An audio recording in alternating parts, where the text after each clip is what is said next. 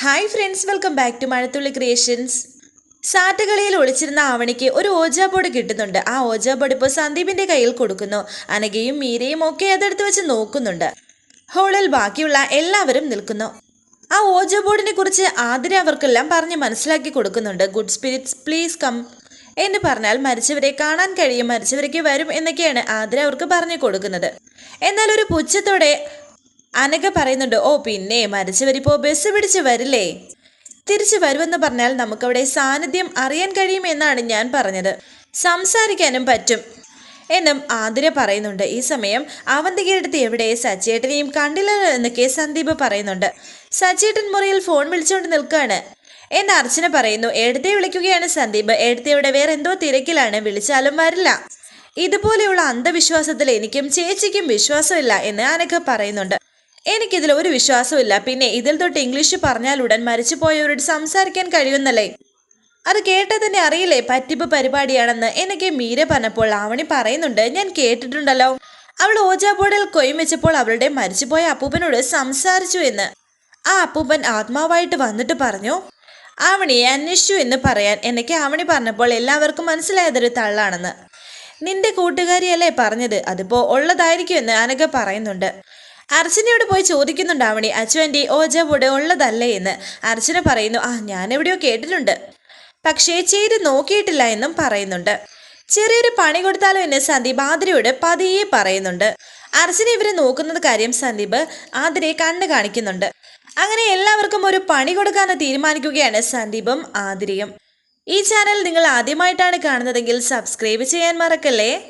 എന്നാൽ ഈ സമയം അനഘ വന്ന് പറയുന്നുണ്ട്, ഈ വക കാര്യങ്ങൾക്കൊന്നും എന്നെ വിളിക്കല്ലേ, ഞാൻ പോയി കിടന്ന് ഉറങ്ങാൻ പോവുകയാണ്, എന്നെ വിളിക്കല്ലേ, ഞാൻ പോവുകയാണെന്ന് മീര പറയുന്നു. എടുത്തി പോവല്ലേ, എന്തായാലും നമുക്കൊന്ന് പരീക്ഷിച്ച് നോക്കാം, സത്യം എന്താണെന്ന് അറിയാലോ എന്നൊക്കെ സന്ദീപേട്ടാ വേണ്ട, ഇനിയിപ്പോൾ ഉള്ളതാണെങ്കിൽ തന്നെ പണി ഇരുന്ന് വാങ്ങാൻ നിൽക്കേണ്ട എന്ന് പറഞ്ഞ് ആ ഓജോബോർഡ് വാങ്ങിച്ച് ഒരു സൈഡിൽ വെക്കുകയാണ് സ്നേഹ.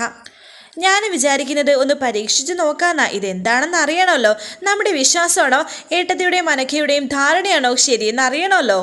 ദേ ചേച്ചി എന്ത് പറയുന്നു എന്ന് അർച്ചനയോട് ചെന്ന് ആതിര ചോദിക്കുന്നുണ്ട്. ഞാൻ എന്തിനും റെഡി എന്ന് അർച്ചന ചിരിച്ചുകൊണ്ട് പറയുന്നു. എന്നാ പിന്നെ അത് അറിഞ്ഞിട്ട് പോകാം, വിളിക്ക് ആത്മാവിനെ വിളിക്കെന്ന് പറഞ്ഞ് മീര സോഫയിൽ കയറിയിരുന്നു. വിശ്വാസമില്ലാതെ നിങ്ങൾക്കല്ലേ, അപ്പോൾ നിങ്ങൾ വിളിക്ക്, ആരെ വിളിക്കണം. അത് കേട്ടിട്ട് അനഘ പറയുന്നുണ്ട്, എൻ്റെ റിലേഷനിൽ മരിച്ച ആരോടും എനിക്ക് സംസാരിക്കേണ്ട, ഓരോരോ ഉടായ്പകൾ എന്ന് പറഞ്ഞിട്ട് അനഘ പോകാൻ തുടങ്ങിയപ്പോൾ മീര പറയുന്നു, എന്നാ പിന്നെ ഞാൻ പറയാം, എൻ്റെ ഒരു അമ്മായിയുടെ മകളെ വിളിച്ചു വരുത്താം. എങ്ങനെ വരാൻ പറയണം, ടാക്സി വിളിച്ചു വന്നാൽ മതിയോ എന്ന് അനഘ പറയുന്നുണ്ട്. അനഘയെ നിനക്ക് വിശ്വാസമില്ലല്ലോ, അപ്പോൾ നീ മിണ്ടാതിരിക്കുക എന്ന് സ്നേഹയും പറയുന്നു. അത് തന്നെ, ഇനിയിപ്പോൾ ഉള്ളതാണെങ്കിൽ തന്നെ എൻ്റെ അമ്മായിയുടെ മകൾ ചാന്ദിനിയോട് എനിക്ക് സംസാരിക്കാമല്ലോ.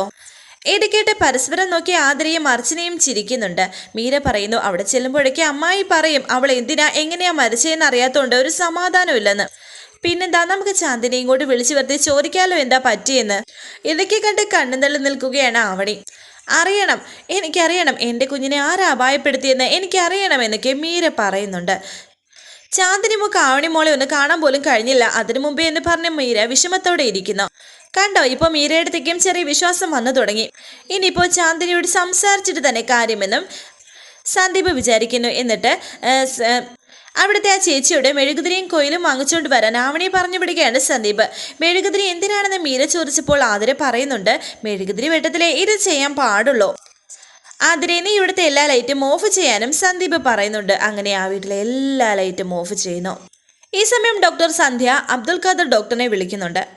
എത്ര നേരമായി കാതു നിൽക്കുന്നു, വരുന്നില്ലേ എന്ന് സന്ധ്യ ചോദിക്കുന്നു. അബ്ദുൽ ഖാദർ കാർ ഓടിച്ചു കൊണ്ടിരിക്കുകയാണ്.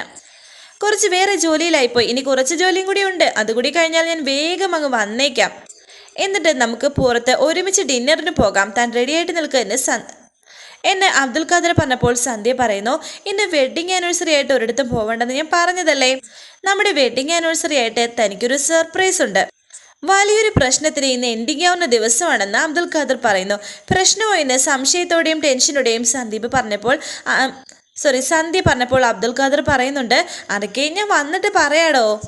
ശരി വേഗം വന്നാൽ മതി എന്ന് പറഞ്ഞ് സന്ധ്യ വെക്കാൻ തുടങ്ങിയപ്പോൾ അബ്ദുൽ ഖാദർ പറയുന്നു, ഹലോ, ഒരു കാര്യം, സന്ധ്യ ആ കഥകൊക്കെ അടച്ച് കുറ്റിയിട്ടിരുന്നോണേ, ഞാനല്ലാണ്ട് വേറെ ആര് വന്നാലും തുറക്കരുത്. ഇക്ക സത്യം പറയൂ, വേറെ എന്തെങ്കിലും പ്രശ്നമുണ്ടോ എന്ന് സന്ധ്യ ടെൻഷനോട് ചോദിക്കുന്നുണ്ട്. എടാ, ഒരു പ്രശ്നമില്ല, താൻ ഒറ്റയ്ക്കല്ലേ, അതുകൊണ്ട് പറഞ്ഞതാണെന്നും അബ്ദുൽ ഖാദർ പറയുന്നുണ്ട്. വേഗം വരണേക്ക എന്നും സന്ധ്യ പറയുന്നു. ഞാൻ ദേ എത്തി എന്ന് അബ്ദുൽ ഖാദർ. മുറിയിൽ ടെൻഷനോടെ ഇരിക്കുകയാണ് സന്ധ്യ. ഇതേ സമയം ബാക്കിയുള്ള എല്ലാവരും അവിടെ മെഴുകുതിരിയും കത്തിച്ചു വെച്ച് ഓജാ ബോർഡും നൂത്തുവെച്ച് ഒരു കോയിനും വെക്കുന്നു. എല്ലാവരും ടെൻഷനോടെ ഇരിക്കുന്നുണ്ട്. ലൈറ്റ് എല്ലാം ഓഫ് ചെയ്തു. ആതിരയ്ക്ക് യാതൊരു ടെൻഷനും ഇല്ല. ഒരു പുഞ്ചിരിയോടെ അർച്ചനയെ നോക്കുന്നുണ്ട്. മാറങ്ങോട്ട്, എനിക്കും കാണണോ എന്ന് പറഞ്ഞ അനഘയും അവിടെ ഇരിക്കുന്നുണ്ട്. എന്നാൽ ആവണി നല്ല ടെൻഷനിലാണ്. എല്ലാവരും പ്രാർത്ഥിക്കുന്നു സന്ദീപ് പറയുന്നുണ്ട്. എല്ലാവരും കണ്ണടച്ച് പ്രാർത്ഥിക്കുന്നു. അതിനിടയ്ക്ക് സന്ദീപും ആതിരയും പരസ്പരം ഒന്നും നോക്കി പുഞ്ചിരിക്കുന്നുണ്ട്. അങ്ങനെ സന്ദീപ് ആ കോയിനിൽ തൊട്ടുകൊണ്ട് പറയുന്നു, ഗുഡ് സ്പിരിറ്റ് പ്ലീസ് കം. എല്ലാവരും ഉണ്ടായിരിക്കൽ എൻ്റെ കൂടെ പറയണമെന്ന് പറഞ്ഞപ്പോൾ സ്നേഹ ടെൻഷനോടെ പറയുന്നു, സന്ദീപ് പറയുന്നു, നിങ്ങൾ കൂടെ പറഞ്ഞാൽ മതി, ബാക്കി ഞാൻ ഏറ്റു. ഇനി പറ.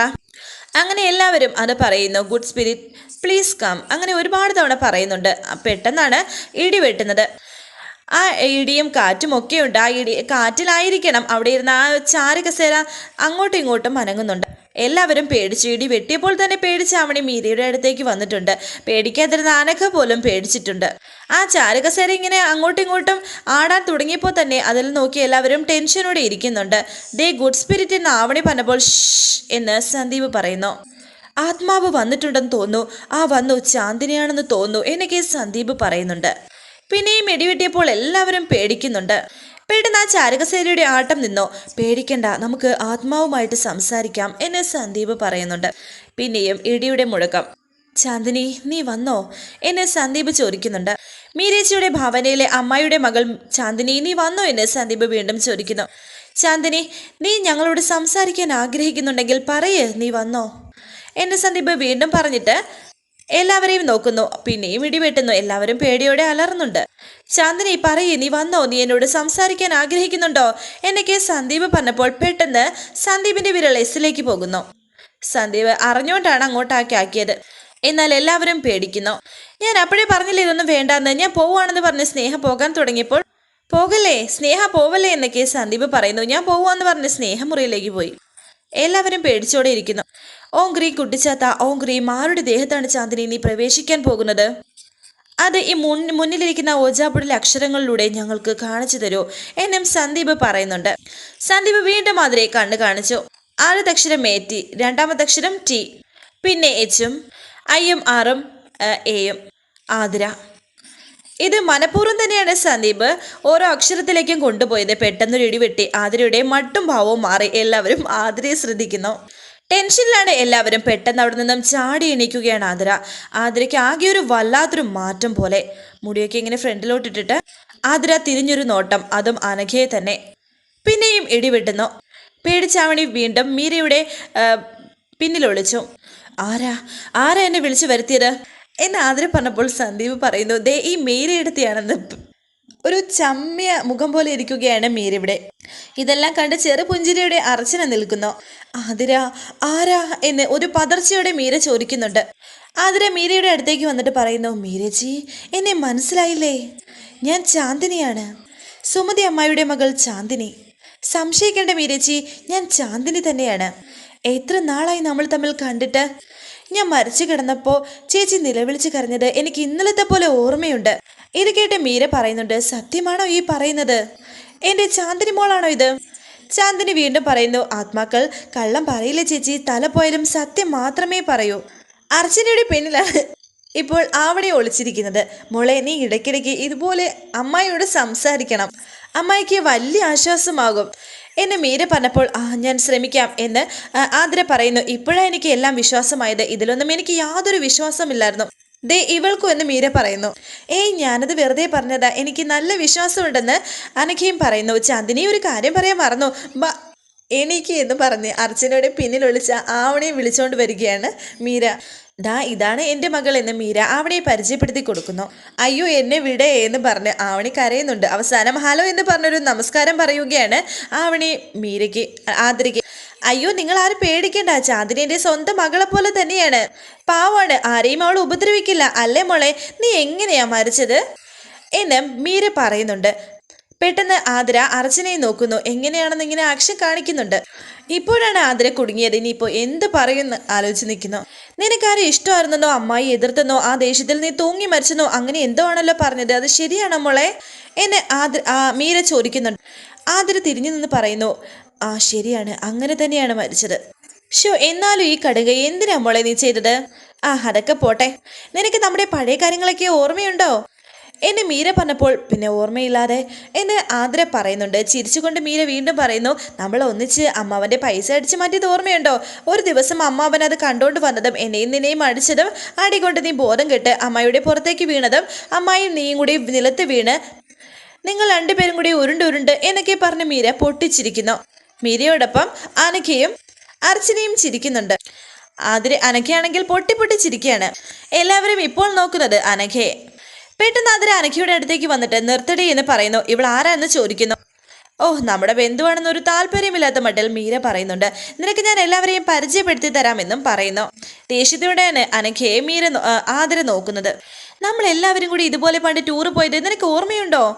ആ സമയത്താണ് നീ മരിച്ചതും എന്ത് രസമായിരുന്നു എന്നെ മീര പറഞ്ഞിട്ട് ചിരിച്ചപ്പോൾ ആതിര ചോദിക്കുന്നുണ്ട്, ഞാൻ മരിച്ചതൊന്ന് ഇല്ല, ടൂറ് പോയത്. നീ പണ്ടത്തെ പോലെ ഇപ്പോഴും തമാശിക്കരുത്, എപ്പോ അവിടെ നിന്ന് പറഞ്ഞിട്ട് മീര പോകുന്നു. പിന്നെ ആതിര നോക്കുന്നത് അനഘയാണ്. അനഘയാണെങ്കിൽ പേടിച്ച് നിൽക്കുകയാണ് ആതിരയെ കണ്ടിട്ട്. ഈ സമയം സച്ചിയാണെങ്കിൽ ബെഡിൽ റോസാപ്പൂവും പൂക്കളൊക്കെ ഇങ്ങനെ വിതറിയിടുന്നുണ്ട്. അവരുടെ ഫസ്റ്റ് നൈറ്റ് ആഘോഷിക്കാനുള്ളൊരു തിടുക്കത്തിലാണ് സച്ചി. എന്നിട്ട് ബെഡിലേക്ക് കിടന്നിട്ട് ആ പൂവൊക്കെ എടുത്തു വെച്ച് മണപ്പിക്കുകയും ഒക്കെ ചെയ്യുന്നുണ്ട്.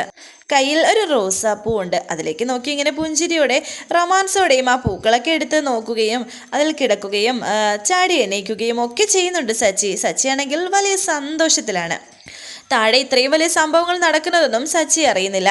ആ ടേബിളിന്റെ മുകളിലായി ഒരു ഗ്ലാസ് പാലും പിന്നെ ഫ്രൂട്ട്സ് ഒക്കെ ഉണ്ട്. ഈ സമയം താഴെ ചാന്ദിനി എന്ന ആതിരയും മീരയും കൂടി പണ്ടത്തെ കാര്യങ്ങളൊക്കെ പറഞ്ഞ് ചിരിക്കുന്നുണ്ട്. ഇതൊക്കെ കേട്ടാണ് അവരെല്ലാം അരികെ നിൽക്കുന്നത്. അയ്യോ, ഒരു കാര്യം മറന്നു, ഇവരൊക്കെ ആരാണെന്ന് പരിചയപ്പെടുത്താൻ മറന്നല്ലോ. പരിചയപ്പെടുത്തണ്ട, ഇവരെല്ലാം എനിക്ക് മനസ്സിലായി എന്ന ആതിര. എങ്കിൽ പിന്നെ ചാന്ദിനി ഇപ്പൊ വെറുതെ ഇരിക്കുമ്പോൾ ഈ ബോർഡ് വഴി നിന്നെ ഞാൻ വിളിച്ചു വരുത്താം, നമുക്കിങ്ങനെ കൊച്ചു വർത്തമാനം പറഞ്ഞിരിക്കാമെന്ന് മീര. എന്നാ പിന്നെ ഞാൻ പൊയ്ക്കോളാം, കൂടെ കൊണ്ടുപോകാൻ എന്ന് ആതിര പറയുന്നു. കൂടെ കൊണ്ടുപോകാൻ ചപ്പാത്തിയും ചിക്കൻ കറിയും ഉണ്ട്, എടുക്കട്ടെ എന്ന് മീര. ആഹാരമല്ല എന്ന് ചാന്ദിനി പറയുന്നു. ഡ്രസ്സ് വല്ലതും വേണോ എന്ന് മീര ചോദിച്ചപ്പോൾ പെട്ടെന്ന് അവിടെ നിന്നും എണീറ്റ് അങ്ങോട്ടും ഇങ്ങോട്ടും നടക്കുകയാണ് ആതിര. നിങ്ങളിൽ ആരെങ്കിലും ഒരാൾ എൻ്റെ കൂടെ വരണമെന്ന് ആതിര പറഞ്ഞപ്പോൾ ഞെട്ടലോടെ മീര ചോദിക്കുന്നു, കൂടെ വരാനോ? എങ്ങോട്ട്? ഞങ്ങൾ ഇവിടേക്ക് വന്നതല്ലേ ഉള്ളൂ.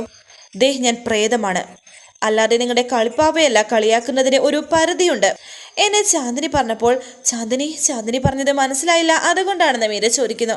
ഓജ ബോർഡ് വഴി എന്നെ വിളിച്ചു വര സ്ഥിതിക്ക് നിങ്ങൾ ആരെങ്കിലും കൊണ്ടേ ഞാൻ പോകുന്നുള്ളൂ എന്ന് ആതിര പറഞ്ഞത് പെട്ടെന്ന് അല്പം മാറിയിരിക്കുകയാണ് മീര.